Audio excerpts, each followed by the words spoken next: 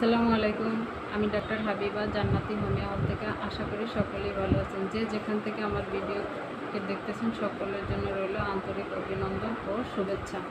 আজ আমি বলবো আপনাদের মূত্রনালীর সংক্রমণ রোগ সম্বন্ধে। প্রস্রাবে জ্বালা পোড়া, প্রস্রাবে ইনফেকশন। প্রস্রাবে ইনফেকশন মানেই হলো মূত্রনালীর সংক্রমণ রোগ। প্রস্রাব ইনফেকশন হলে আপনি কিভাবে বুঝবেন যে আপনার প্রস্রাব ইনফেকশন হয়েছে? আশা করি আমার ভিডিওটি দেখলে আপনারা উপকৃত হবেন। তাই অনুরোধ করব শেষ পর্যন্ত আমার ভিডিওটি দেখার জন্য। প্রস্রাবে ইনফেকশন হলে আপনারা কি মেডিসিন খাবেন? হোমিওতে কি মেডিসিন আছে আমি সেই মেডিসিনের নাম বলে দিব। কিভাবে বুঝবেন যে আপনার প্রস্রাবে ইনফেকশন হয়েছে? সেক্ষেত্রে প্রস্রাব করতে গেলে আপনার অতিরিক্ত প্রস্রাবে জ্বালা পোড়া হবে, ফোটা ফোটা প্রস্রাব হবে, প্রস্রাবের রং চেঞ্জ হয়ে যাবে, কোনোভাবেই প্রস্রাব স্বস্তি পাবেন না। একটু পরপরই প্রস্রাব চাপ দিবে, ঘন ঘন প্রস্রাব করতে মন চাবে যে একটু হয়েছে আর একটু হলে মনে হয় ভালো হতো। কাদের প্রস্রাব ইনফেকশন বেশি হয়? ছেলে মেয়ে উভয়েরই প্রস্রাব ইনফেকশন হয়, সেক্ষেত্রে মেয়েদের একটু বেশি হয়, গর্ভবতী মায়েদের বেশি হয়, নতুন বিয়ে করছেন এরকম দম্পতিদের বেশি হয়।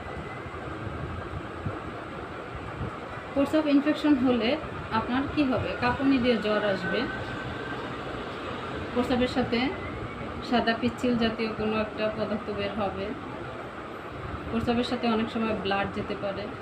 এগুলো হলেই আপনি বুঝবেন যে প্রস্রাবে ইনফেকশন হয়েছে।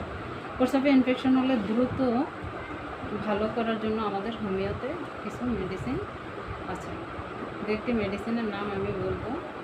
এই মেডিসিনগুলো কিনে খেলে আপনি দ্রুত প্রস্রাবের ইনফেকশন থেকে ভালো থাকবেন।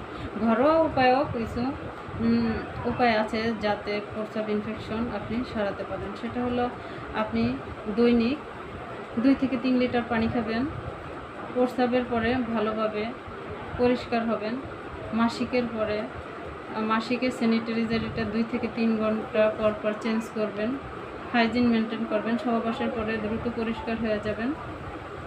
তাহলেই দেখবেন আর আপনার প্রস্রাব ইনফেকশনটা হচ্ছে না।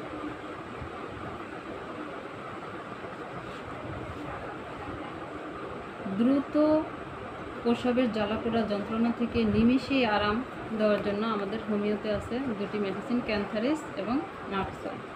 এগুলো খেলে আপনার দ্রুত এই জ্বালাপোড়া সেরে যাবে। সেক্ষেত্রে আপনার কোনো অ্যান্টিবায়োটিক খেতে হবে না, আবার পরীক্ষা নিরীক্ষাও করতে হবে না। যে লক্ষণগুলো বলছি যদি এরকম হয় যে, তাহলে আপনি বুঝবেন যে আপনার প্রস্রাব ইনফেকশন হয়েছে। তাই আমি অনুরোধ করব, প্রস্রাব আসলে কোনোভাবেই আপনারা প্রস্রাব চেপে রাখবেন না। আমরা যে একজন প্রাপ্তবয়স্ক মানুষের 500 থেকে 700 মিলিমিটার প্রস্রাব জমা হয়,